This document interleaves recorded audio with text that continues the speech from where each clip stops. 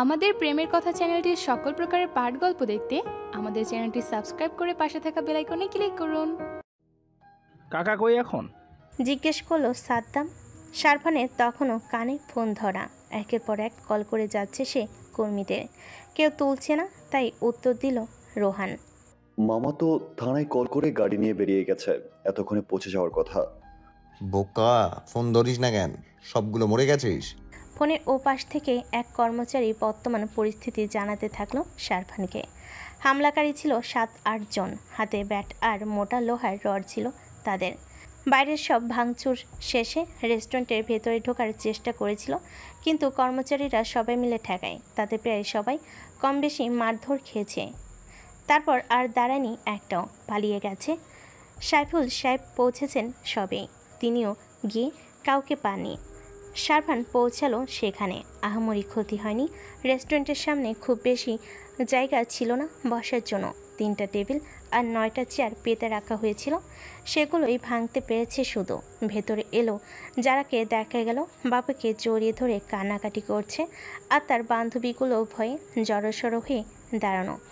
অন্যান্য কাস্টমার যারা ছিল ভেতরে, তাদের চেহারাতেও একটু আধটু আতঙ্কের ছাপ। শারফানকে দেখে ম্যানেজার লোকটি দ্রুত এগিয়ে এলো। তখনই থানার ওসি ঢুকলো ভিতরে। সাইফুল সাহেব ইশারায় ছেলেকে কী যেন বললেন। সে সময় তা দেখে শারফান কোমরে হাত রেখে একপাশে চুপচাপ দাঁড়িয়ে রইল।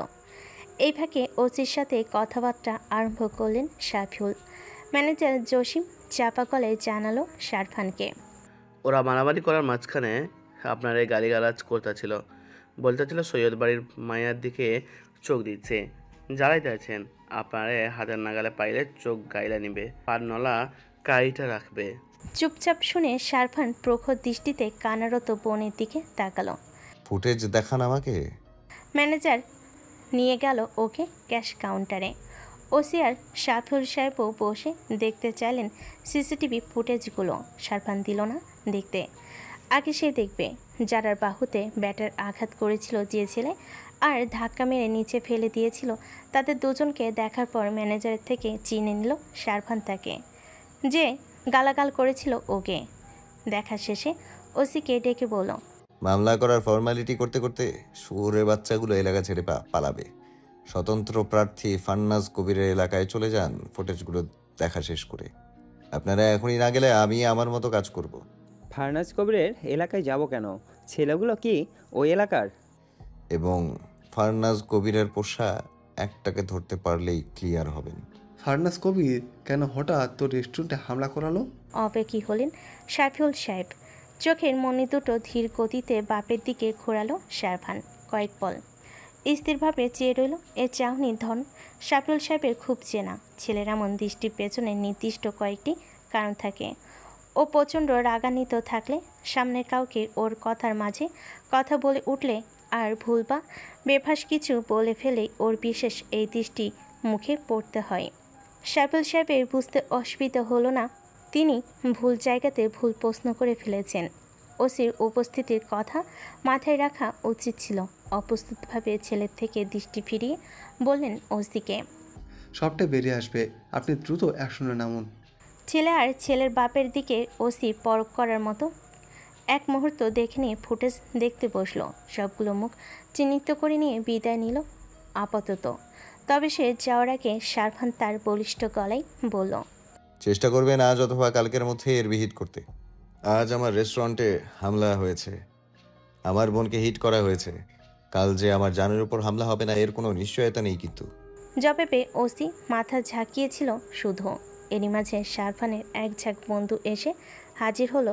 তাদের সাথে কথাবার্তা শেষে সাইফুল সাহেব মেয়েকে নিয়ে তার ল্যান্ড ক্রুজারে চেপে বসলেন। সঙ্গে ছেলেকেও নিয়ে যাবেন বলে বারবার ডাকতে থাকলেন। শারফান তখন বারবার ইশারায় তাকে চলে যাওয়ার জন্য ইশারা করলো। নাচর বান্দার মতো বসে রইলেন তিনি। এই মুহূর্তে ছেলেকে বাসার বাইরে ছাড়লেই বিপদ। শারফান হার মানল না বাবার জেদের কাছে। আপাতত বন্ধুদের থেকে বিদায় নিয়ে এসে বসল বোনের পাশে। ছোট থেকে ভাইকে খুব কম কাছে পেল যারা, বাবার থেকে ভাইয়ের প্রতি বেশি ভরসা আর বিশ্বাস। কেন যেন ভাইয়ের বাহুতে মাথা ঠেকিয়ে চোখ দুটো বুজে নিল সে। খুলে বল, ফারনাজ কেন হঠাৎ তোর রেস্টুরেন্টে হামলা চালালো। অকারণে কেন ঝামেলা করা মানুষ সে না? ফার্নাজের ব্যাপারে বেশ ধারণাই আছে তার। এই ছেলে নানান কর্মকাণ্ড থেকে বুঝেছিলেন বাপের থেকেও চালাক চতুর হয়েছে। নেত্রী নিষেধ করার পরও স্বতন্ত্রে দাঁড়ানোর সাহস সে এমনি এমনি করেনি। গত 5 বছরে ফরিদপুরের সামাজিক ও মানবিক কাজে এত প্রশংসা কুড়িয়েছে যে এবছর সাবিকুল হকের থেকেও সমর্থক বেশি হয়েছে তারই। নেত্রী সেটা বোঝার পর এখন গোপনে গোপনে তাকে বেশ সৌজন্য প্রদর্শন করছে। সাম্প্রতিক এ খবর কানে আসছে তাদের। এখন এমন একটি মুহূর্তে গোলমাল করে ইমেজ খারাপ করার মতো ভুল করার কথা না ফার্নাজের। আমাকে গত পরশু থ্রেট করেছে। কথার মাঝে নাকটা একটু টানলো শারফান। সত্যি সত্যি ভাব নাকের। জানালো, ভোট চাইতে সারা এলাকায় ঘুরলেও সৈয়দ বাড়িতে যেন না ঢুকি। এমন থেট বা কেন দেবে? সৈয়দ বাড়িতে ঢুকলে ক্ষতি কি? ঢুকলে কি ভোট আমাদের হয়ে যাবে? না, ওই বাড়ির মিষ্টি কুমড়া যদি চুরি করে নিয়ে আসি আমি, সেই ভয়ে থ্রেট দিয়েছিল। আর আমি হুমকি ধমকি সহ্য করতে পারি না, তা তো জানোই তুমি। যারও অবাক হয়ে ভাইয়ের মুখের দিকে তাকালো। তুই তো মিষ্টি পছন্দ করিস না, মিষ্টি কুমড়াও খাস না, তোকে হুদায় মিষ্টি কুমড়া চোর মনে করতে গেল কোন আবাল বেটা? Yeah, I like hot and spicy বলে জানালার বাইরে যে অভ্যাসজাত গালের দাড়ি চুলকাতে চুলকাতে বিড়বিড়ালো। বাট সৈয়দ বাড়ির মিষ্টি কুমড়া স্পেশাল, ভেরি স্পেশাল মনে হয়। এবার তো টেস্ট করে দেখতেই হবে। হঠাৎ ধমকে উঠলেন শাফিউল। গাড়ির ড্রাইভার সমেত যারাও তাতে চমকে উঠল। কেবল শারফান পরিবর্তন শূন্য, বাবার দিকে তাকালো না একবারও। ওর যতই হেয়ালি করে কথা বলুক, ও যে কিছু একটা ঘটিয়েছে বলেই ফার্নাজ আজকের পদক্ষেপ নিয়েছে তা তিনি বুঝে গেছেন। ওকে বললেন তিনি। মাত্র 25 দিন বাকি নির্বাচনের। এই 25টা দিনেই অনেক কিছু হয়ে যেতে পারে, যেটা হওয়ার কথা ছিল না। তোর কারণে যদি তাই হয় তাহলে কিন্তু খুব খারাপ করব তোর সাথে। আবারও সাবধান করছি আমি। এবার কোনো রকম প্রতিক্রিয়া দেখালো না শারফান। বাড়ির ভিতর গাড়ি ঢুকে পড়ল এর পরপরই। সে যারাকে নিয়ে নামলো আগে। সাইফুল সাহেব নামার পর কড়াকড়ি বললেন ওকে, সন্ধ্যার আগে তুই বাসা থেকে বের হবি না একদম। ঠিক আছে, দুই দমে হবেও তবে। ভেতরে যেতে যেতে বলে গেল শারফান। যারা বাপের সাথে ঢুকছিল বাসার ভেতরে। ভাইয়ের কথাই ভীত চোখে বাবাকে দেখলো একবার আর নজরে। কলেজ ছুটির পর বাসায় না ফিরে রেস্টুরেন্টে ঢুকেছিল বলে ভাইয়ের উপরে রাগ না এখন তার উপর দিয়ে নেই বাবা। ফোনে কথা বলতে বলতে বাইক নিয়ে মোস্তফা সাহেব গেটের বাইরে অপেক্ষা করছিলেন সানার জন্য। বাবার কাছে হঠাৎ আবদার করেছে সে প্রাইভেটে ওকে পৌঁছে দিতে হবে, যদি সম্ভব হয় যেন ওকে পড়া শেষে নিয়েও আসেন তিনি। এতে কিছু একটা আন্দাজ করছেন মোস্তফা সাহেব। মেয়ে কোনো বকেটের পাল্লায় পড়েছে নিশ্চয়ই, এজন্য ভেবে রেখেছেন অনি ছেলেটার সঙ্গে কথাবার্তা বলে আসবেন আজ। ছেলেটা ভালো পড়াই যদিও, কিন্তু ওই এলাকায় গিয়ে মেয়ে কোনো সমস্যায় পড়ছে কিনা সেটা আগে দেখতে হবে। আজ আবার সানার জন্মদিনও। বন্ধুদের জন্য পাটিসাপটা বক্সে সাজিয়ে নিয়ে বের হলো সে। মাকে জানিয়ে দিল ফিরতে একটু দেরি হতে পারে আজ।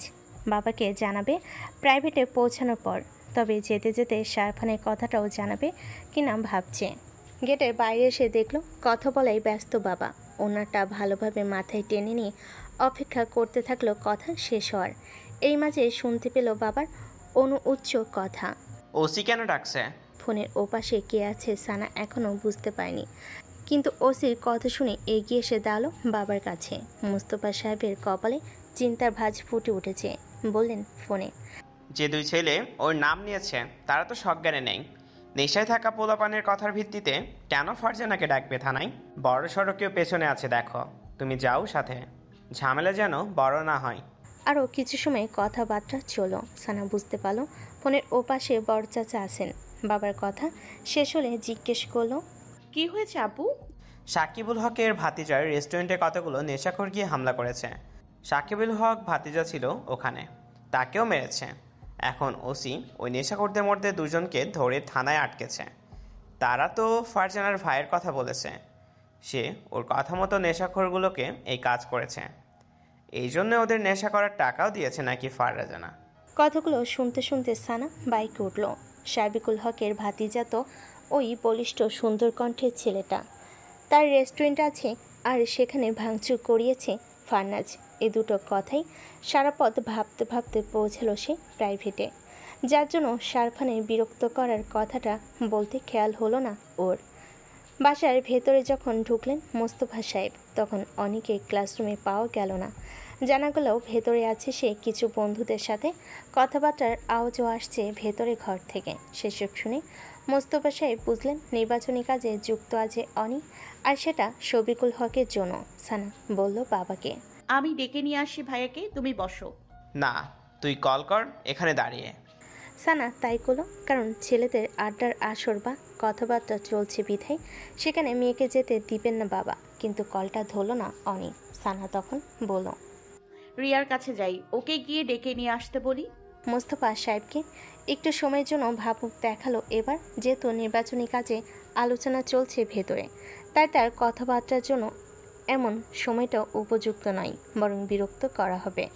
আবার তাকেও এখনই কলেজে যেতে হবে একবার। ভাবল পরে শেষে যখন নিতে আসবেন মেয়েকে তখন কথা বলে নেবেন। বিদায় নিলেন তাই। সন্ধ্যা 5:50। ক্লাসরুমে সন্ধ্যাদ্বীপ জেলে অনি বেরিয়ে এলো ছাত্রছাত্রীদের কিছুক্ষণ আনন্দ উল্লাসের সুযোগ দিয়ে। সানার জন্মদিনটাও বন্ধুরা ছোটোখাটো করে একটু উদযাপন করতে চাইছে তাই।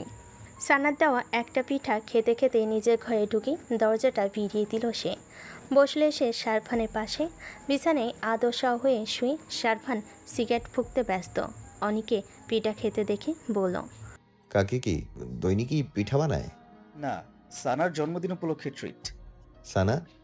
পুনরুক্তি করল শারফান। মৃদু হাসলো, তারপর ধোয়া ছাড়তে ছাড়তে ওর এই হাসিটা অনেক কাছে দেখালো একদম সিনেমার লম্পট শয়তানদের মতো। অবশ্য এ খেতাব দিলে তা পুরোপুরি মিথ্যাও হবে না। পানি খেয়ে গলাটা পরিষ্কার করে নিয়ে অনি জিজ্ঞেস করল, এখন বল কি জন্য থেকে গেলি? সানার পেটে কত পোনা তাই দেখার জন্য। কি? আটকে উঠল যেন অনি। ঘাড়ের রগ বাঁকা, দুষ্টু বন্ধুর খপ্পরে সানার মতো সরল সুন্দরী মেয়ে পড়লে তো বিপদ। রয়ে শুয়ে সিগারেটে আরেকটা টান দিয়ে শারফান সমস্তটা খুলে বলল তাকে। মাথায় ঝিমঝিম করে উঠল যেন অনির। ফান্নাজ কবিরের মাত্র একটা হুমকি বাণীর জন্য ব্যাচে সানাকে বিরক্ত করতে শুরু করেছিল শারফান। তা একটাবারের জন্য বলেনি তাকে এই ছেলে। আর আজকে যা ঘটিয়েছে ফার্নাজ, তার জন্য সানাকে কতটা ভুগতে হবে তা কিছুই ধারণা করতে পারলেও কীভাবে ভুগতে হবে তা তো সে একটুও ধারণা করতে পারছে না। কিছুই জানাবে না তাকে শারফান। এই ছেলেকে সামলানোর ক্ষমতা তো সাইফুল সাহেবেরই নেই। সে কী করে সামলাবে? ব্যাসে সানাকে রক্ষা করবে কিভাবে? কিন্তু করতে তো হবেই। বিস্ফোরিত দৃষ্টি কষ্টে সৃষ্টে কঠিন করে তুলল সে। দেখ সায়াফ, সানাকে আমি যতটা চিনেছি তাতে মেয়েটাকে লেগেছে খুব সেনসিটিভ আর ইমোশনাল। তাই তুই আজ সকালে যেটা করছিস সেটা যদি কেউ জারার সাথে করতো, জারাও কিন্তু তখন নিশ্চয়ই তোকে নালিশ করতো। তুই কি ছেড়ে দিতি সেই ছেলেকে? তুই নিজেও কিন্তু বাড়াবাড়িটাই করছিস। শারফান চটল না, টান টান করে মেলে রাখা ডান পাটা নাড়াতে থাকলো। তাহলে বাড়াবাড়িটা শুধু আমার সাথেই করতো ওই মাতার? আমার বোনের গায়ে হাত তুলে নিজের নসিবে আগুন দিল। এই শালা, তুই কিন্তু বলেছিলি ফরিদপুরের কোনো মেয়ের সাথে কোনো কিছুতেই জড়াবি না কখনো। শালা তুই এত ডর খাচ্ছিস কেন? আমি খাবো না তো কে খাবে ডর? ও আমার ছাত্রী আর তুই আমারই ন্যাংটাকালের শালা। ফাঁসলে আমি ফাঁসবো না? তুই তোর কথার বরখেলাপ করবি না কিন্তু শালা। আমি বলেছিলাম বিয়ে কোনোদিনও ফরিদপুরের মেয়েকে করবো না, কিন্তু সানাকে কানা করব না তা তো কখনোই বলিনি। আমি আমার কথা নিশ্চয়ই রাখবো শালা, টেনশন নট। সায়াফ, তোর একটা ভুল পদক্ষেপ কিন্তু সাকিবুল কাকার জন্য বিপজ্জনক হতে পারে। আর সানাও নির্দোষ। যারা নির্দোষ ছিল না? সিগারেটে চুপচাপ কয়েকটা টান দিয়ে কথাটা বলল শারফান। অনি রীতিমতো দুশ্চিন্তায় অস্থির হয়ে পড়ল। মাত্রা অতিরিক্ত রাগ, ক্ষোভ, প্রতিশোধ পরায়ণ মানসিকতা থেকে শারফান আজ অবধি অনেকের অনেক ক্ষতি সাধন করেছে। দুর্ভাগ্যবশত তাদের মাঝে মেয়ে মানুষও আছে। তাদের মতোই কিছু একটা ক্ষতি সানার হলে বিচ্ছিরি একটা ঝামেলায় ফেসে যাবে সে। যদি তাকে না ফাঁসে শারফান, তবু সে কোনোভাবেই চায় না সানার কিছু হোক। উদ্গ্রীব হয়ে শারফানকে আরেকবার বোঝানোর জন্য উদ্যত হলো সে। তখনই ঘরের বাইরে থেকে ডেকে উঠল তার বাবা। অনি শারফানকে বলল, আমার কথা শেষ হয়নি, চুপচাপ বসে থাক ঘরে, আসছি আমি। মুচকি হেসে বাধ্য ছেলের মতো শারফান মাথা নাড়ল। বৃদ্ধা আর তর্জনী আঙ্গুলে সিগারেট ধরে সে। প্রথমটা শেষ করে দ্বিতীয়টা ধরিয়ে ঠোঁটে নিয়ে একটুখানি ভাবনায় আনলো অনেক কথাগুলো। ফারনাজের দাম্ভিক সুরের হুমকিটার জন্যই সানাকে কিছুটা বিরক্ত করেছিল সে, যেটা আগামী দিন থেকে এমনিতেই বাদ দিত, কারণ সানার মতো মফস্বলী সাদামাটা সুন্দরী ওর রুচি বা কামনার সঙ্গে যায় না। খোলামেলা লাশময়ী নারী দেখে সে অভ্যস্ত। তাদের মতো রূপসীও টিকতে পারে না ওর উগ্র আচরণের কাছে। গভীর প্রেম পনয়ে তাই আজও অবধি জন্ম হয়নি, আর না আগ্রহী হয়েছে সে। কিন্তু বলা জরুরি, এখন বিলাসিতা করা আর চাকচিক্যপূর্ণ জীবনযাপন করা নির্মেদ সুন্দরীদের বদলে আছে আগ্রহবোধ করছে সানার মতো চাকচিক্যশূন্য মেয়ের প্রতি, যে মেয়ের জন্য ফারনাজ কবিরের মতো সদা সতর্ক ধূর্ত শিয়াল নির্বাচন সামনে নিয়েও কেলেঙ্কারি ঘটাতে দুবার ভাবল না। আর এখানেই তো শারফানকে করেছে সানার প্রতি তুমুল আগ্রহী এবং কৌতূহলী। সানা এখন ওর কাছে প্রচুর টুইস্ট থাকা একটা ফ্যান্টাসি জনরার বইয়ের মতো, যে বইটির প্রতিটি পৃষ্ঠা না পড়া অবধি সে শান্ত হতে পারবে না। তবে সানাকে নিয়ে অনির্বলা দুটি শব্দ সে মাথাতে নিল কেবল, সেন্সিটিভ এবং ইমোশনাল। প্রায় মিনিট 15 বসেই থাকলো শারফান। অনির হদিস নেই দেখে ভাবলো চলে যাবে এখন। ছেলেদের সাথে রাতে বের হতে হবে কাজে, কিন্তু বিছানা থেকে নামতেই খেয়াল হলো একবার বাথরুমে যাওয়া দরকার। সিগারেট ঠোঁটে ফাঁকে নিয়ে প্যান্টের পকেটে হাত দিতে দিতে বাথরুমে ঢুকলো সে, কিন্তু দরজার সিটকিনি না আটকে শুধু ভিড়িয়ে দিল। ঘরে ঢুকলো রিয়া তখনই। ভাইকে দোকানে পাঠিয়েছে বাবা, তাই সে জানে ঘরটা ফাঁকাই আছে। শারফানের উপস্থিতির ব্যাপারে একদমই অনবগত সে। হাতছানি দিয়ে ডাকলো সানাকে। এদিকে আয়, ঘরে নেই ভাইয়া, ওর বাথরুম ফাঁকা। কেকের ক্রিম নিয়ে বান্ধবীরা মাখামাখি করেছে একজন আরেকজনকে। অন্য বান্ধবীগুলো রিয়ার ঘরে বাথরুম দখল করে নেওয়ায় সানাকে নিয়ে এলো রিয়া অনি ঘরে। সানা জিজ্ঞেস করলো, যদি অনি ভাই ফট করে ঘরে চলে আসে? আমি তাহলে বাইরে থাকছি, ভাইয়া দোকান থেকে এলেই বলবো ঘরে না ঢুকতে। তাও ইতস্তত করতে থাকলো সানা। বাইরের পুরুষের বাথরুমে যাওয়ার ব্যাপারটা একটু কেমন কেমনই লাগে যেন, কিন্তু ওর মনের ভাব বুঝতে পেরে রিয়া বিরক্ত হলো। আরে ধুর, কয়েক মিনিটেরই তো কাজ, যা তো। যতক্ষণ দাঁড়ায় মোস্টামুষ্টি করছিস ততক্ষণে কাজ হয়ে যায় কিন্তু। আমি থাকছি বাহিরে। খবরদার ভাইয়া যেন ঘরে চলে না আসে, তাহলে কিন্তু দুঃখ আছে তোর কপালে। চেহারা কুচকে মুখটা ঝামটা দিয়ে রিয়া বেরিয়ে গেল। তখন যাওয়ার সময় ঘরে দরজা টেনে দিল সে। গালে মেখে থাকা ক্রিম হাতে মুছতে মুছতে সানা ঢুকলো, তারপর বাথরুমে। গালে মেখে থাকা ক্রিম হাতে মুছতে মুছতে সানা ঢুকলো বাথরুমে। আর দরজাটা তখন ধরাম করে বাড়ি খেলো কিছু একটার সাথে। বুঝতে সময় লাগলো না ভেতরে কেউ আছে। রিয়াকানি তাহলে কোন চোখ দিয়ে দেখলো ঘরে কেউ নেই? দ্রুত সে পিছিয়ে আসতে দরজাটা সরল সামনে থেকে, আর উদয় হলো এক কাঠিন্য মুখ অবয়ী। দুবার চোখের পাতা ঝাপটালো সানা। সহসাই চেহারা বিকৃতি হয়ে গেল ওর। ওই মা! মৃদু আওয়াজে আর্তনাদ করে প্রলাপ সুরে বলল, দোয়া পড়ে ঢুকিনি বলে কি বাথরুমে জিন হাজির হলো ওর চেহারায়? এক বলে বিরতিতেই জলদি দোয়া ইউনুস পাঠ শুরু করলো অনবরত। লা ইলাহা ইল্লা আনতা সুবহানাকা ইন্নী কুনতু মিনাজ জালিমিন। চুপ।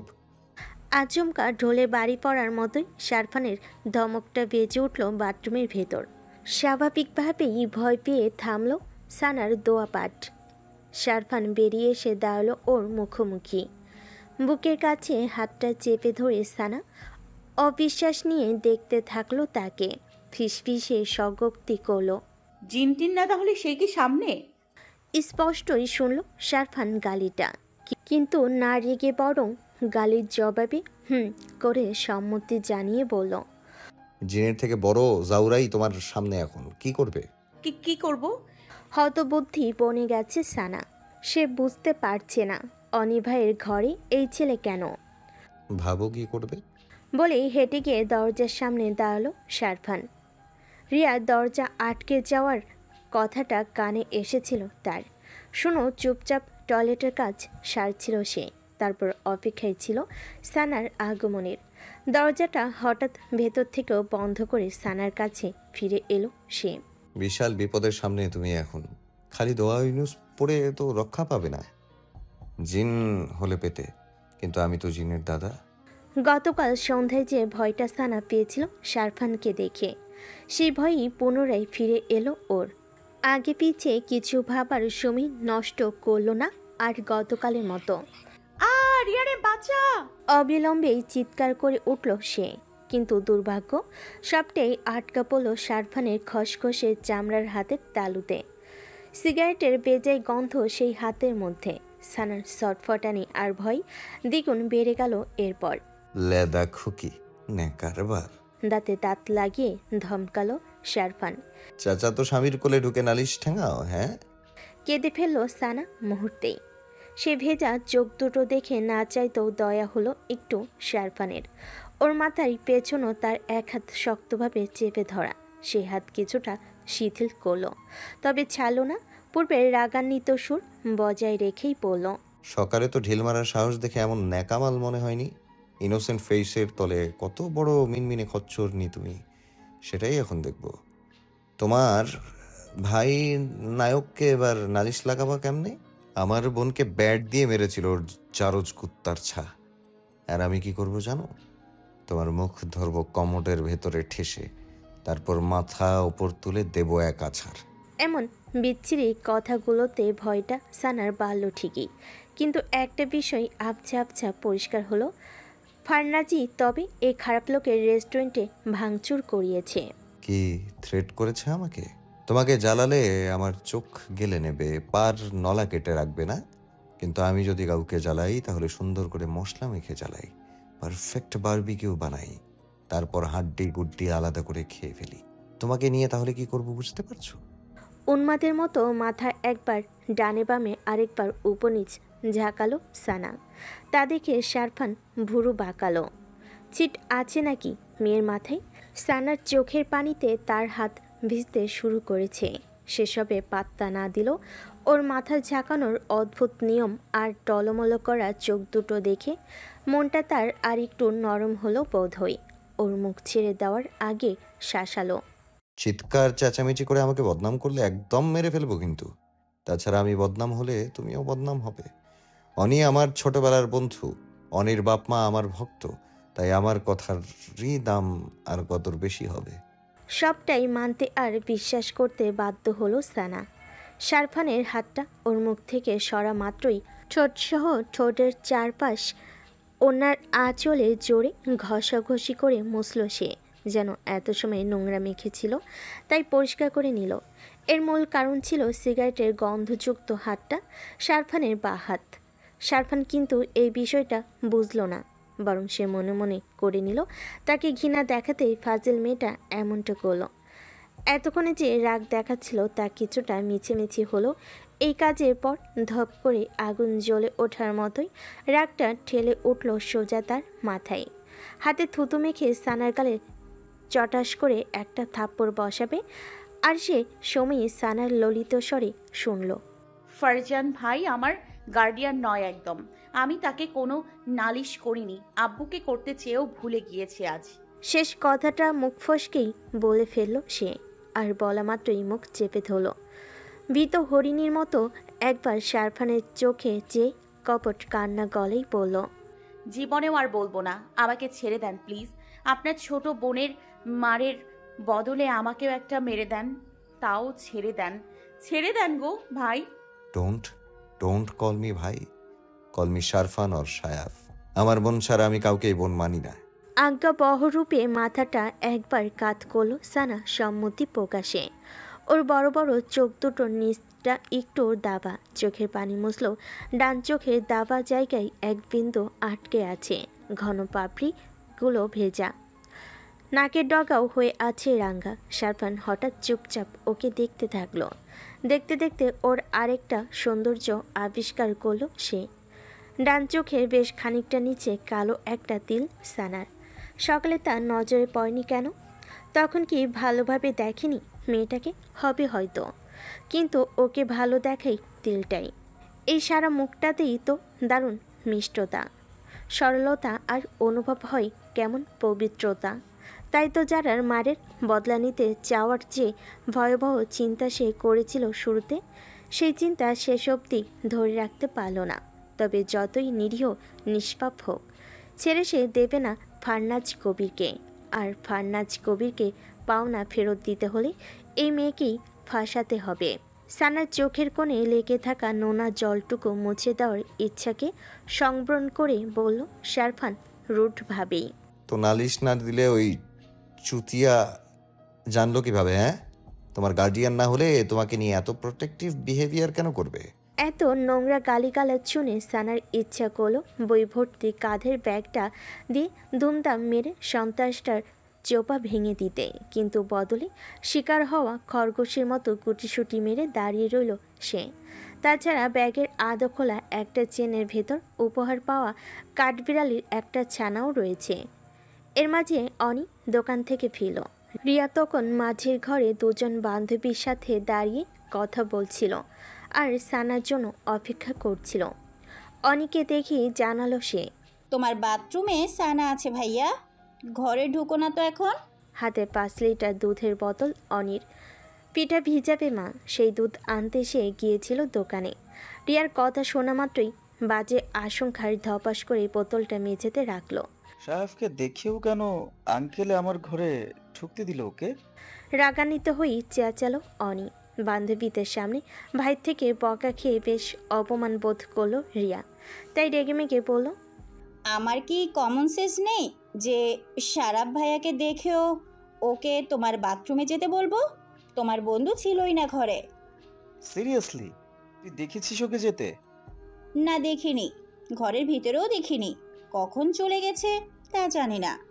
এমন স্বভাব তো না শারফানের, চলে যাওয়ার সময় অন্তত তাকে কল করে জানানোর কথা। বিষয়টা একটু খটকার মতো লাগলো। বোনের কথাও অবিশ্বাস হলো না অনির। ঘরে থাকলে রিয়া নিশ্চয়ই দেখতে পেত শারফানকে। অমন মোটা তাজা শরীরের মানুষ তো আর চোখের কোণায় হারিয়ে যেতে পারে না। চিন্তামুক্ত হয়ে দুধের বোতল তুলে নিয়ে এসে চলে গেল রান্নাঘরে। ঠিক তখনই ঘরের ভেতর শারফান সানাকে প্রচণ্ড ভীত, সন্ত্রস্ত আর অসহায় করে তুলেছে। ওকে আচ্ছা মতো বেকায়দায় ফেলে বলল সে, তোমার ভাই কিভাবে জেনেছে তার কৈফিয়ত আমার দরকার নেই। আমার দরকার ক্ষতিপূরণ, আমার বোনকে মারা আর অপমানের প্রতিশোধ। সব কিছু ছাড় দিলেও আমার বোনের গায়ে হাত তোলার মামলা তো ছাড়বো না। তোমার ভাই থাকলে ছাড়তো? অবনত রাখা মাথাটা নাড়িয়ে না বলল সানা, মৃদু স্বরে বলল, ফারজান ভাই অন্যায় করেছে আপনার বোনের গায়ে হাত তুলে। যদিও বা সরাসরি সে কিছু করেনি, আপনিও তাকে মারুন, আমি কিছুই মনে করব না। তুমি মনে করলেই বা আমার কি, কিন্তু এখানে ইনডাইরেক্টলি হলেও তোমারও দায়ভার আছে। কিন্তু আপনারই তো দোষ ছিল। গতকালের কথা বাদ দিলেও আজ আপনি আমাকে খুব পেরেশান করেছেন। আমার চাদরটাও নিয়ে গেছেন, এতে তো আমার রিয়েক্ট করার স্বাভাবিকই, তাই না? সেটা জায়গা মতো না করে অজায়গায় করছো তুমি, আর তার ফল আমি পাইনি, পেয়েছে আমার বোন। আমার বোন শুধু মারই খায়নি, কতটা ভয় পেয়েছে জানো? বাচ্চা মানুষ। তোমার ছোট বোনও তো নাকি ওরই বয়সী বললে। ওইখানে তোমার বোন থাকলে কেমন লাগতো তোমার? সারফানের গরম চোখে আর চোখ রাখতে পারল না সানা, দৃষ্টি নুইয়ে ফেলল। একটুও ভালো লাগতো না, আমি সত্যিই খুব সরি ফিল করছি। ভাইয়া কথাটা বলতে গিয়ে থামলো, দ্রুত বলল, যদি আমাকে মারতে চান তার জন্য, তবে মারুন না হয়। ফোনটা দাও। হঠাৎ আদেশ শারফানের। হাতটা বাড়ালো, তারপর সানার দিকে। বিভ্রান্ত চোখে তাকালো সানা। জরিমানা বাবদ ফোন দাবি করছেন? ছোট লোক লাগে আমাকে? জরিমানা ধরলে পুরো তোমাকেই দাবি করতাম। ফোন দাও। কাঁধে ঝোলানো ব্যাগ থেকে অসহায়ের মতো ফোনটা বের করে দিল সানা। কোনো লক নেই ফোনে। ওয়ালপেপারে মুখের এক পাশ ঢেকে রাখা ওর মুচকি হাসির ছবি। কাজল আর টেনে আইলাইনার পরা এক চোখ, গাঢ় মেরুন রঙের লিপস্টিক মাখা অর্ধেক ঠোঁট। দু নজর ছবিটা দেখে দৃষ্টি তুলে একবার সানা দুঃখী মুখে তাকালো শারফান। তারপর ডায়াল প্যাডে নিজের নাম্বারটা তুলে কল দিল। পকেটে নিজের ফোনটা বেজে উঠলে বের করে কল কেটে দিল সানার নাম্বারটা দেখেই। বলল, আমার যখন দরকার হবে তখন কল করব তোমাকে, সঙ্গে সঙ্গেই রিসিভ করবে। কল করবে তো? মনে মনে এই ভৎসনাটা করলো, মাথা নেড়ে সম্মতি জানালো সানা।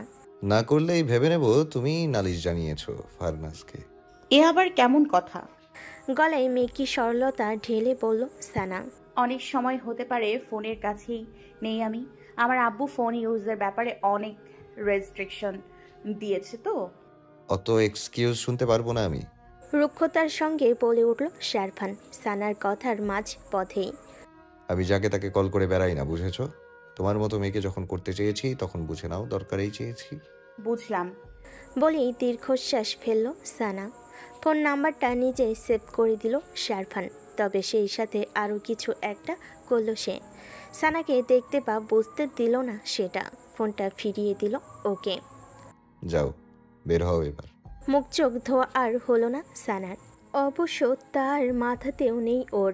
এখান থেকে কেবল বের হতে পারলেই রক্ষা। তবে একটা চিন্তা চট করে মাথায় আসলো। ও বের হওয়ার পর যখন অনি ভাই বা অন্যরা দেখবে বন্ধ দরজার ওপাশে শারফানও ছিল, তখন কি ভাববে সবাই ওদের নিয়ে? শারফান স্থির তাকিয়েছিল তখন ওর দিকে। চিন্তিত মুখটা তুলে সানাও তাকালো তার দিকে। জিজ্ঞেস করতে চাইলো এ ব্যাপারে, কিন্তু ওকে একটু অবাক করে শারফান নিজেই বলে উঠল, অনিকে ম্যানেজ করে নেব আমি, তোমাকে নিয়ে কিছু ভাববে না। কেন ভাববে না? ভাবাই কি নর্মাল না? প্রশ্নগুলো করতে চেয়েও করলো না সানা। খচ্চর বেটা যাওয়ার সুযোগ দিয়েছে এই ঢের, নয়তো যে ভয়টা না পাইয়ে দিয়েছিল ওকে। আর দাঁড়ালো না।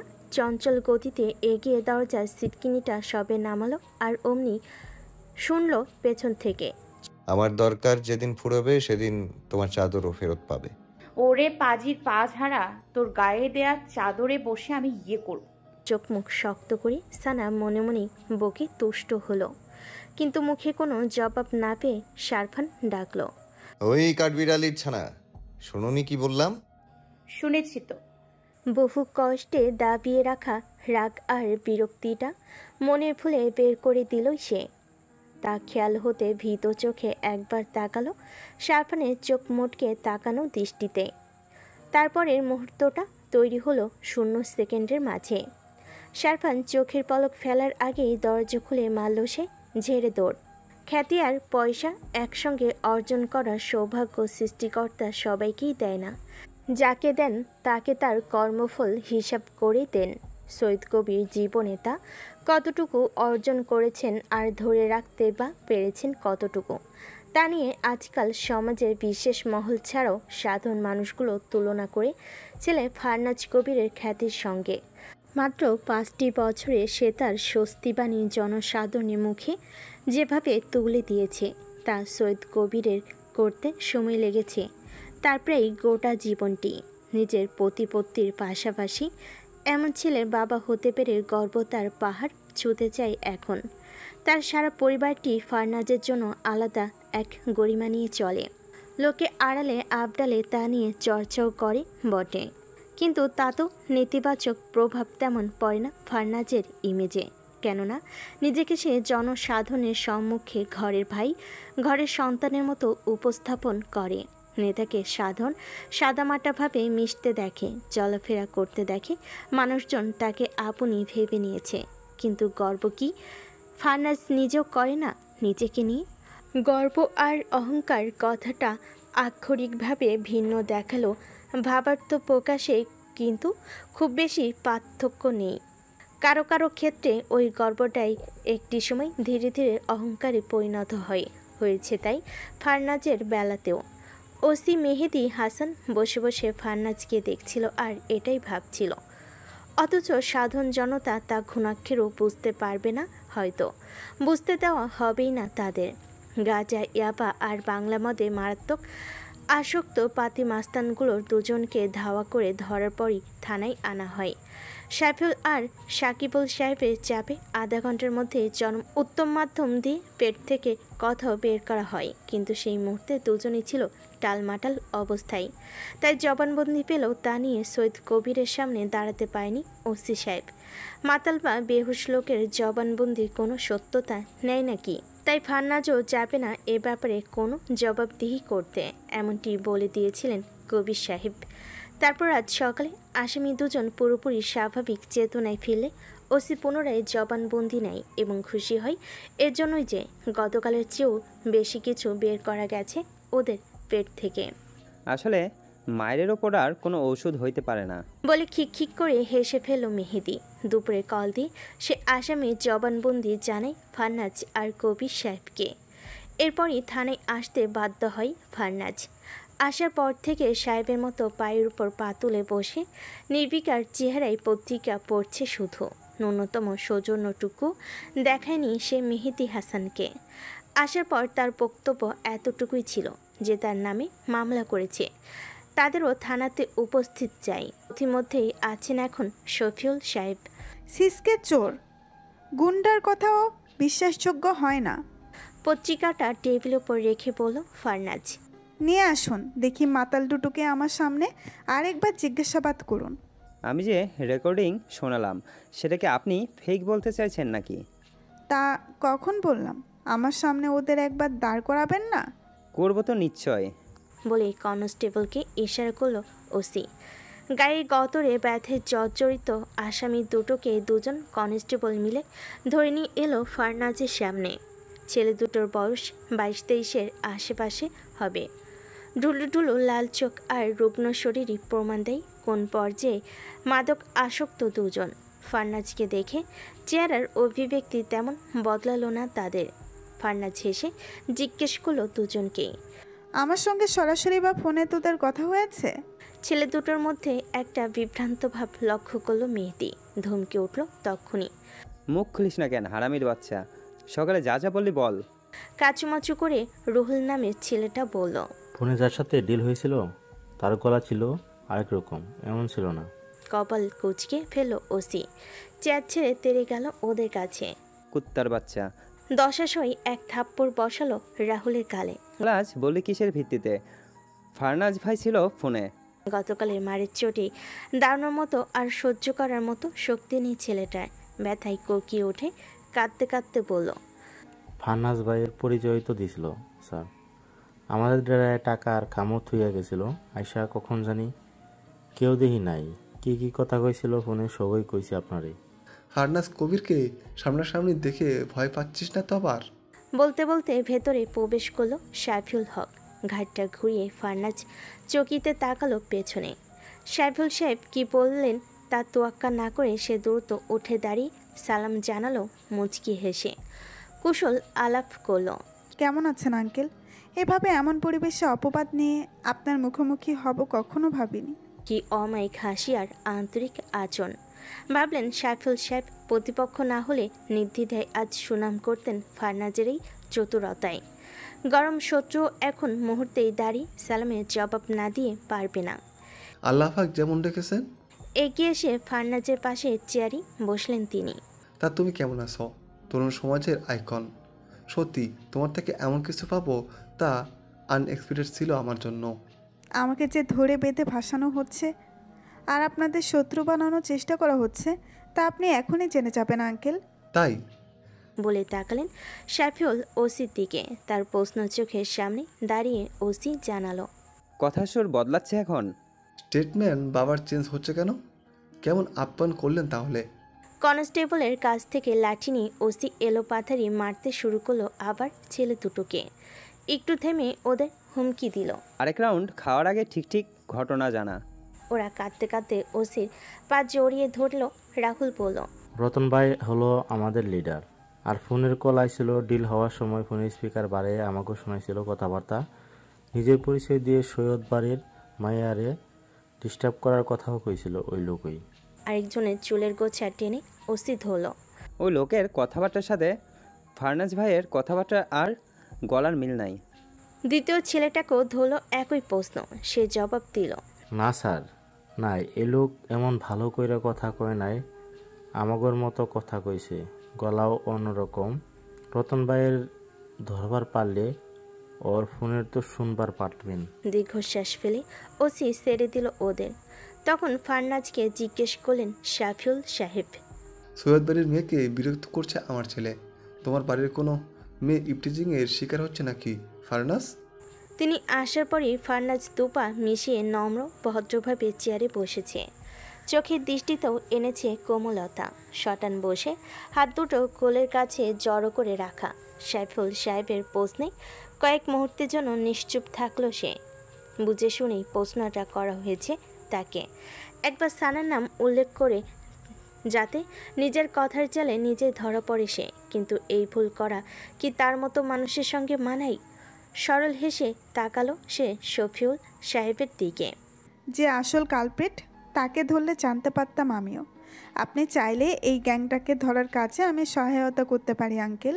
তাছাড়া আমার ওদের ধরা উচিত, কারণ এই মিথ্যা অপবাদটা আমার ক্যারিয়ারের ক্ষতির জন্যই করছে কোনো তৃতীয় পক্ষ কিংবা আমার সদ্য সৃষ্টি হওয়া কোনো শত্রু।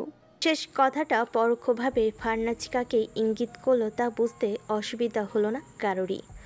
সাকিবুল সাহেব থাকলে ঝামেলা একটা লেগে যেত এখন। কিন্তু যে মামলাটা তিনি করেছেন ফারনাজের নামে, সেটা নিয়ে এখন ভাবতে হবে। প্রমাণ হতে হতো যে হলো না, তবে সন্দেহভাজন হিসেবে তো নাম দেওয়াই যায় ফারনাজের। তাই ওসিকে বললেন তিনি, আপনি তাহলে গ্যাংটাকে ধরার চেষ্টা করুন। পরিষ্কারভাবে প্রমাণ না হওয়া অবধি আমি কেসটা উইথড্র করতে পারছি না। সরি ইয়াংম্যান। কোনো সমস্যা নেই, আমার নাম যেহেতু জড়িয়ে এখানে, আমাকে তো ঝামেলা পোহাতেই হবে। এক্স্যাক্টলি। উঠি তবে এখন? আপনি জানিয়েন ফোনে, বললেন ওসিকে। ইন্টারোগেশন শেষ হলে আমিও উঠি অফিসার, আমাকেও কলে জানিয়েন সব। একসঙ্গেই থানা থেকে বের হলো দুজন। ফারনাজের এলিয়নের সামনে রাখা হয়েছে সাইফুল সাহেবের ল্যান্ড ক্রুজার, কিন্তু একই পথ ধরে আসাই হিসেবে গাড়িটা দাঁড়াবে এলিয়নের পেছনে। আর আগে থাকতে হলে বেকার কষ্ট করে এলিয়নকে টপকে সামনে পার্ক করতে হবে, যেটা কোনো ড্রাইভার বা গাড়ি মালিকের মনে হবে না করাটা প্রয়োজন। সাইফুল সাহেবের মতো মুরব্বী মানুষ তো এমন ছেলে মানুষই করবেনই না, যে কারণে অদ্ভুত লাগলো ফারনাজের। তা সে মনে মনে ভাবলো কেবল। গাড়িতে ওঠার আগে সাইফুল সাহেবকে বলল সে, আশা করি খুব শীঘ্রই আমাদের ভেতরকার ভুল বোঝাবুঝি মিটে যাবে। দোয়াই রাখবেন আমাকে আঙ্কেল। সে না হয় রাখবো, কিন্তু একটা বিষয় ক্লিয়ার হলো না বাবা। আমাদের মধ্যে যদি ঝামেলা ফাঁকাতে চায় কেউ, তবে এই সামান্য ব্যাপার ধরে কেন? মানে তোমার বাড়ির মেয়েকে বিরক্ত করেছে আমার ছেলে, ইফটিজিং বিষয়টা কি দুর্বল হয়ে গেল না খুব? আরও সিরিয়াস বিষয়কে তুলতে পারতো আমাদের মধ্যে শত্রুতা সৃষ্টির জন্য, তাই না? সেটাই তো করার কথা বুদ্ধিমান হলে। কারণ জানালার হালকা খোলা কাজটা পুরোপুরি নামিয়ে তাদের মাঝে সারফান নিজেকে উদয় করলো আর বলল ফিসেল হেসে, লোকটাকে নিজেকে বুদ্ধিমান মনে করলেও আদতে একটা খ্যাপা সারের মতো নিরেট মাথায়। আসলে ওই যে লাল কাপড় দেখানো মাত্রই তেড়ে ফুরে আসা সারের কথা বলছি। নিচে হাসি হাসি রাখা মুখটা সারফানকে দেখা মাত্রই গম্ভীর বনে গেল ফারনাজের। ড্রাইভিং সিটে বসে সারফান হাসছে তখনও। গাড়ি পার্কিংয়ের ছেলে মানুষটাও কে করেছে তা বুঝতে পারল ফারনাজ। কেমন আছো ব্রাদার অপোনেন্ট? আমি কিন্তু যাব আজকালের মধ্যে তোমাদের এলাকায়। রাগ টাগ করবে না তো? ছোট ভাই টানটা দিল বড় করে ফারনাজ। চওড়া হাসি ধরে বলল, তুমি তো থাকো বোধহয় ফরিদপুরের বাইরে, তাই আমার বিষয়ে খুব একটা জানো না আমি কেমন। আমার এলাকাতে গিয়েই না হয় যেন, যদি ইচ্ছে হয় আমি যে কোনো প্রাণের মানুষের সঙ্গে মন খুলে মিশতে ভালোবাসি। ন্যায় অন্যায় বোধটুকু আমার আব্বা আমার ভেতরে এমনভাবে দিয়েছেন যে ছোট বড় যে মামলাই হোক আজ পর্যন্ত কেউই হতাশ হয়ে ফিরেনি আমার থেকে। বলতে পারেনি আমি সুবিচার দিতে পারি না। জনগণের ভোটে জয় বিজয় নিশ্চিত হবে। সেখানে আমার এলাকার মানুষ যদি আমাকে ছেড়ে সাকিবুল আঙ্কেলকে ভোট দেয়, সেটা তাদের মৌলিক অধিকার। তুমি প্লিজ ভয় ডর পুষে রেখো না আমার এলাকায় ঢোকার জন্য। নিশ্চিন্তে যাবে, আর নিশ্চয়ই আমার বাসাতে এক কাপ চা হলেও খেতে আসবে। এই বড় ভাইয়ের দাওয়াত ফেলো না কিন্তু। আর হ্যাঁ, প্রথম দিনের কথাও ভুলে যেও। সেদিন আনুষাঙ্গিক কাজে বেশ নাজেহাল ছিলাম বলে অযথা রুড হয়ে গিয়েছিলাম মনে হয় তোমার সাথে। মাফ করে দিও ভাইয়াকে, কেমন? তেসরা হেসে বাধ্য ছোট ভাইয়ের মতোই ঘাড় নাড়ল সারফান। দেখা হবে জলদি। হাসছিলেন সাইফুল সাহেবও ফারনাজের কথা শুনতে শুনতে। তার সামনে দাঁড়িয়েই তার ছেলেকে কত সূক্ষ্মভাবে হুমকি দিয়ে দিল সেটা ভেবে মনে মনে মুগ্ধ হলেন ফারনাজের প্রতি। এমন সাহস, এমন অসংশয়ে কথা বলার স্পর্ধা কয়জন তরুণ নেতা রাখে। আর চোখে তাকালেন একবার ছেলের দিকেও। ছেলের মিটিমিটি এই হাসির সঙ্গে যদি ফারনাজ পরিচিত থাকতো পূর্বে, কঠোর সাবধানতা অবলম্বন করত সে নিশ্চয়ই। তবে তিনি এই দুজনের হাঙ্গামা বড় হতে দেবেন না। প্রথমবারের মতো ছাড় দেওয়া উচিত। ছেলেকে তা বোঝাবেন, কিন্তু ফারনাজ না থামলেই হয়ে যাবে মুশকিল। মিছিল জায়গায় জায়গায় সমাবেশ যতদিন এগোচ্ছে ততই নির্বাচনের আমেজ বাড়ছে। কোথাও কোথাও মারামারি সহিংসতার ঘটনাও ঘটছে। নভেম্বরের 25 তারিখে তফসিল ঘোষণার পর থেকে এই সহিংসতায় নিহতের সংখ্যা বেড়ে চলেছে রাজধানীসহ বিভিন্ন জেলাতে। সেদিক থেকে ফরিদপুর কিছুটা শান্তই ছিল শুরুতে, কিন্তু এখানের পরিস্থিতিও খারাপ হতে চলেছে। অতীতে রেকর্ড ছাড়িয়ে যাচ্ছে 2014 নির্বাচন। সকালে নাস্তা করতে বসেছে মোস্তফা সাহেব। খেতে খেতে মেয়েদের বললেন, আপাতত ক্লাস করার দরকার নেই, পরিবেশ গরম খুব। প্রাইভেট পড়ে সোজা বাড়িতে চলে আসবে দুজন। জোহরা খাতুন ফারনাজের চিন্তায় অস্থির হয়ে পড়েন যখনই শোনেন বাইরের পরিস্থিতি ভালো না। জল চৌকিতে নামাজ পড়েন, ওখানে বসেই খাওয়া দাওয়া করেন। ছেলে কথা শুনে ভাতের প্লেট থেকে হাত তুলে আতঙ্কিত চোখে তাকালেন ছেলের দিকে। ফারনাজের ব্যাপারে কথা শুরু করবেন তার আগে মোস্তফা জিজ্ঞেস করলেন সানাকে, অনির কাছে পড়তে যাচ্ছিস না কেন? সেদিনের পর 4 দিন হলো কেটে গেছে। এর মাঝে 2 দিন ছিল অনির প্রাইভেট, কিন্তু শারফানের ভয়ে সানা যায়নি। মাকে বলেছে ছুটি নিয়েছে অনি ভাই কদিনের জন্য, তাই সে কথাই জানালো সেও বাবাকে। গম্ভীর চোখে তাকালেন তখন মোস্তফা। কোনো সমস্যা ফেস করলে সরাসরি বলবি, মুখের মধ্যে কথা চেপে রেখে সমস্যা নিয়ে ঘুরে বেড়ানোর কোনো প্রয়োজন আছে? একটু বিচলিত দেখালো সানাকে। শারফানের ব্যাপারে জানানোর সিদ্ধান্তটা আপাতত স্থগিত রেখেছে সে। অনেক ভাবনা চিন্তার ব্যাপার আছে এখানে, যেহেতু ফারনাজও জড়িয়ে পড়েছে তার বিষয়ে। তাই বাবাকে সবটা জানানোর আগে কথা বলতে হবে ফারনাজের সঙ্গে। নাজমা বেগম পরিষ্কার বুঝলেন না বাবা মেয়ের কথার প্রসঙ্গ। জিজ্ঞেস করতে যাবেন এ ব্যাপারে, কিন্তু তিনিও সুযোগ পেলেন না, কারণ তার পূর্বেই জানালেন মোস্তফা। দুপুরে খাওয়া দাওয়া আছে রিটায়ার্ড প্রফেসর আব্দুল কালামের বাসায়। ওনার ছেলের বউ ভাতের দাওয়াত। তোরা দুজন বোনে যেতে চাইলে 12টার ভেতরে তৈরি হয়ে নিস। চেয়ারে বসেই মহা আনন্দে নেচে উঠল। কতদিন পর বিয়েবাড়ির ডাল খাবে। হেসে ফেলল সবাই। সানা বলল, তোর তো যাওয়া উচিত না। ডাল খেয়ে বাসায় এসে তো ডাল হাগু দিস, পাজামা নষ্ট করে ফেলিস। দাওয়াত খেয়ে আসার পরই মেহার পেটের সমস্যা হয়ে যায় প্রতিবার।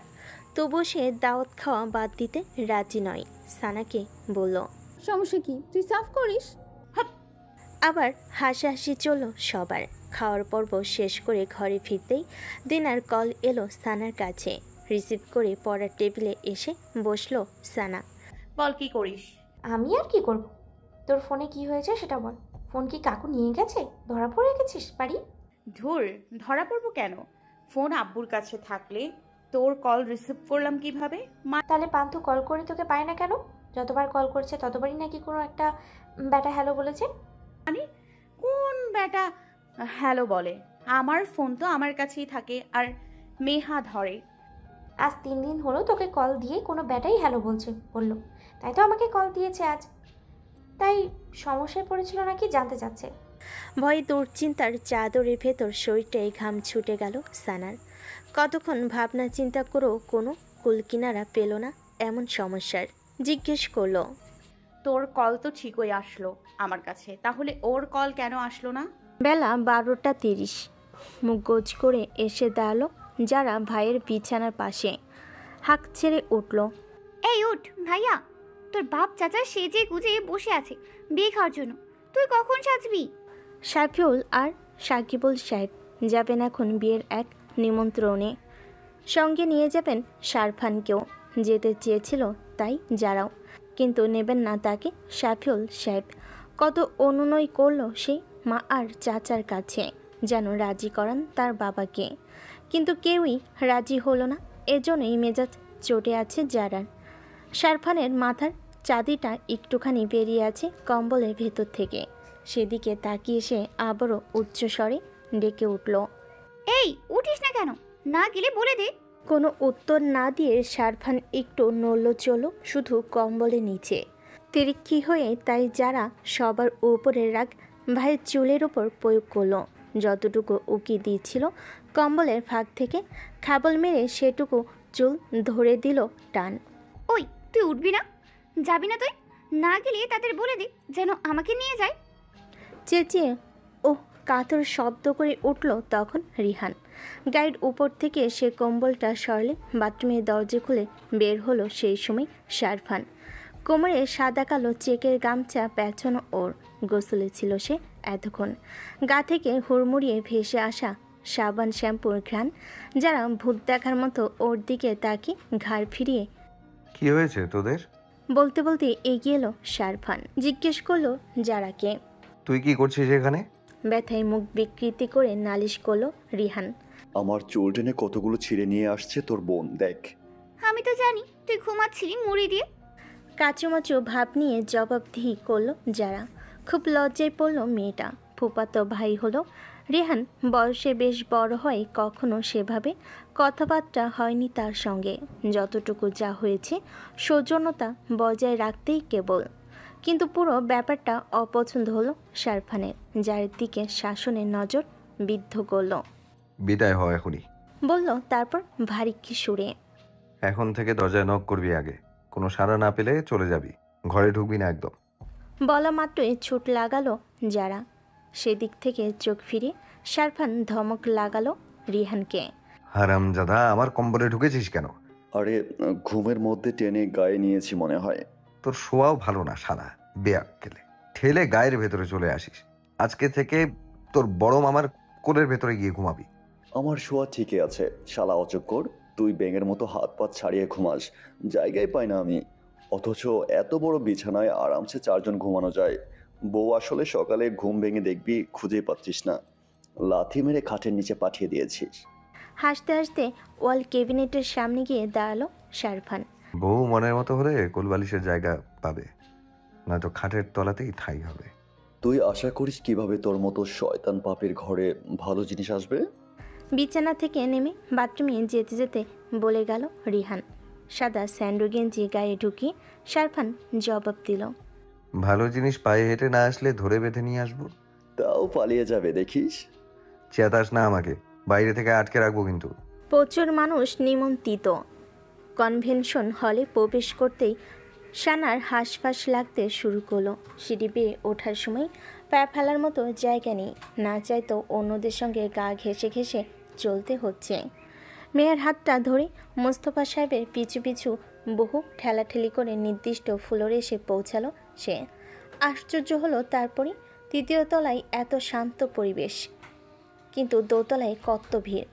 কনের বাবা ছিলেন গতবারের কাউন্সিলর, তাই কনে পক্ষে থেকে আসা আত্মীয়দের মাঝে যারা রাজনৈতিক আর অন্যান্য পেশায় গণ্যমান্য ব্যক্তি, তাদের এবং বরপক্ষের আমন্ত্রিত সম্মানিত অতিথিদের জন্য এই 3য় ফ্লোরে একটু বিশেষভাবে সমস্ত আয়োজন করা হয়েছে। বরের বাবা আবু কালাম হলেন মোস্তফা সাহেবের একরকম শুভাকাঙ্ক্ষী। তাকে দেখা মাত্রই এগিয়ে এসে কুশলাদি বিনিময় করে তিনি নিজে একটা টেবিলে নিয়ে গিয়ে বসালেন সানাদের। জিজ্ঞেস করলেন মোস্তফাকে, কবির ভাই আর ফারনাজ আসবে না? পক্ষপাত শূন্যতা বজায় রাখতে তিনি সবাইকে আমন্ত্রণ করেছেন। মোস্তফা সাহেব উত্তর দিলেন, আমার জানা নেই তো ভাই, কবির ভাই না আসতে পারলেও হয়তো ফারনাজ আসবে। দুজনে কথাবার্তার মাঝে আগমন ঘটল সাকিবুল হকের, সাথে শাকিল সাহেবকেও দেখা গেল। চেহারায় মিলে সানা আর মেহা বুঝতে পারল তারা 2 ভাই। কামাল সাহেব তাদের অভ্যর্থনা জানাতে চলে গেলেন। বেশ ব্যতিব্যস্ত হয়ে পড়ল সবাই হক সাহেবদের ঘিরে। গতবারের মেয়র এসে পড়ল এরই মাঝে। তাদেরকেও একসঙ্গে এক টেবিলে বসে 4 জন ক্যাটারিং স্টাফকে নিয়োজিত করা হলো সেখানে। মেহা বেশ উৎসুক দৃষ্টিতে সবাইকে দেখছে।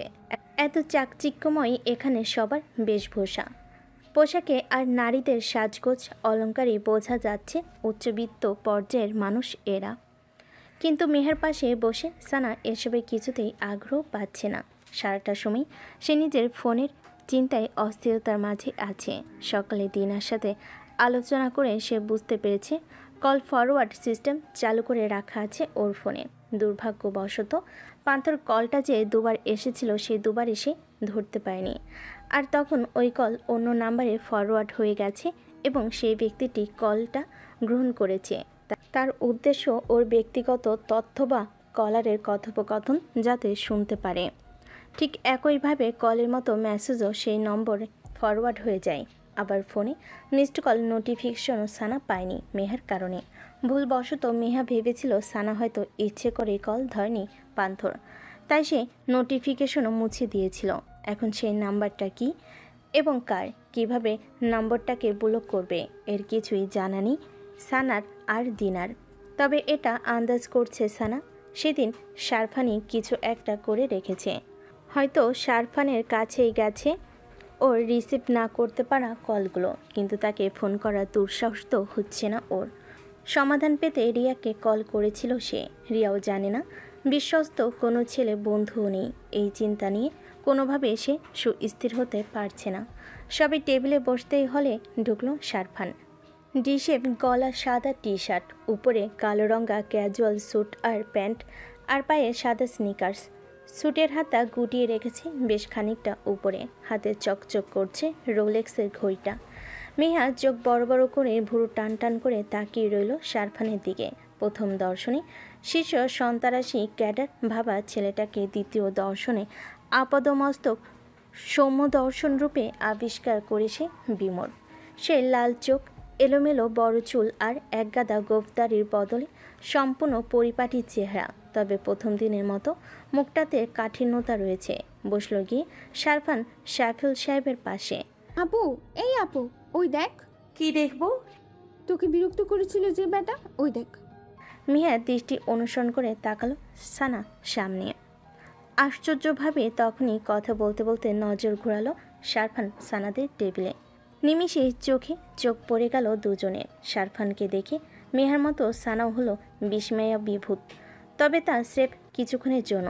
টেবিলে বসা সবার অগোচরে শারফান ভুরু নাচিয়ে ইঙ্গিতপূর্ণ মুচকি হাসতে সানা চোখ সরিয়ে নিল তখনই। খাওয়ার সারাটা সময়ের মাঝেই সানা বন্দি রইল শারফানের নজরে, যে কারণে মেন কোর্সের পর স্বাদের ফালুদাটুকু খাওয়ার আর ধৈর্য রইল না সানার। সবার আগে কোনো রকমে খেয়ে দিয়ে উঠে পড়ল সে।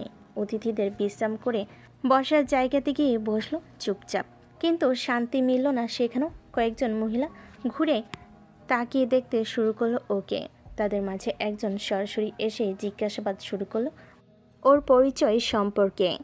15 মিনিট বাদে মেহা সানার কাছে গেল আর মোস্তফা সাহেব এলেন দোতলায়। সেখানে বোধহয় উপঢৌকন বা উপহার প্রদানের ব্যবস্থা রাখা হয়েছে। উপহারের বদলে তিনি কিছু নগদ অর্থ দেবেন। দেখলেন অতিথিদের বিশ্রামের জায়গাতে এক যুবক বসে আছে সামনে টেবিল নিয়ে। সেখানে ভিড় লেগে আছে। ভিড়ের পেছনে দাঁড়িয়ে পাঞ্জাবি পকেট থেকে মানিব্যাগ বের করতে গিয়েই হলেন বেকুব। মানিব্যাগ নেই। বুকের ভেতর খচ করে উঠল তার। পায়জামার পকেটও খোঁজ করতে থাকলেন ভালোভাবে। না, মানিব্যাগ কোথাও নেই। কিন্তু ভুলোমনা মানুষ তো নন তিনি। তার স্পষ্ট মনে আছে পাঞ্জাবি পরেই মানিব্যাগটা পকেটে পড়েছিলেন। তাহলে কি এখানে এসে কেউ পকেট থেকে তুলে নিল? হয়তো উপরে ওঠার সময় এই ভিড়ের কেউ কাজটা করেছে। কেমন অস্থির অনুভব করলেন তিনি। মান সম্মানের প্রশ্ন কিনা, কামাল সাহেবের সাথে সুসম্পর্ক বটে। মানিব্যাগ চুরির কথা শুনে ভদ্রলোক নিজে দেখা গেল অস্বস্তিতে পড়বেন, আর উপঢৌকনের কোনো প্রয়োজন নেই। এমনিতেই বারবার প্রকাশ করতে চাইবেন, তবুও লজ্জাজনক পরিস্থিতি থেকে তো বাঁচবেন না তিনি। ভাবলেন বাড়িতে কল করে নাজমা বেগমকে জানাবেন যেন কাউকে দিয়ে টাকা বিকাশ করে দেন তাকে। তবে তার আগে সানাকে কল করলেন, যদি সানার কাছে কিছু পাওয়া যায় এই আশায়। টাকা জমানোর স্বভাব মেয়েটার স্কুল জীবন থেকেই। অনেক টাকা হয়ে গেলে পরবর্তীতে তা নিজেই মায়ের হাতে তুলে দেয়, অথবা কিছু কেনার প্রয়োজন হলে। কল তুলল সানা। হ্যাঁ আব্বু। তোমার ব্যাগে কি 5,000 টাকা হবে মা? এত টাকা নিয়ে তো বের হই না আব্বু। কি হয়েছে? মানিব্যাগ চুরি হয়ে গেছে। আচ্ছা রাখো, আমি দেখছি। ফোনটা কেটেই বাড়িতে কল করলেন তিনি, কিন্তু রিসিভ হলো না। লাগাতার করতেই থাকলেন, ফলাফল শূন্যই পেলেন বারবার। নিশ্চয়ই ভাত ঘুমে আছে সবাই, আর ফোন পড়ে আছে হয়তো অন্য ঘরে। ঠোঁট কামড়ে ভীষণ চিন্তিত মুখ করে ফোনের কন্ট্যাক্ট লিস্ট ঘাঁটতে ঘাঁটতে ভাবতে থাকলেন কার থেকে সাহায্য নেওয়া যায়। ঠিক এই মুহূর্তে পেছনে দাঁড়িয়ে পুরো ঘটনাটি দেখে যাচ্ছিল শারফান। সেও নগদ টাকা দেবেন বলেই এসেছিল সাইফুল সাহেবের নির্দেশে। সানার কাছে বলা মোস্তফা কামালের কথাগুলো শুনতে পেয়ে বুঝতে পেরেছেন তার বিপদটা। তবে তার বিপর্যস্ত পরিস্থিতি দেখে ওর বেশ মায়া অনুভব হলো, বিশেষ করে মোস্তফা সাহেবের সরল মুখে গাঢ় চিন্তার ছায়া দেখতে পেয়ে। কারণ তিনি যে মানিব্যাগ হারানোর থেকেও সম্মানের চিন্তায় ঘেমে যাচ্ছেন, এটা সে ভালোভাবেই উপলব্ধি করতে পেরেছে। এজন্যই কোনো ভাবনা চিন্তা না করে আচমকা গলা খাকারি দিয়ে ডেকে উঠল তাকে।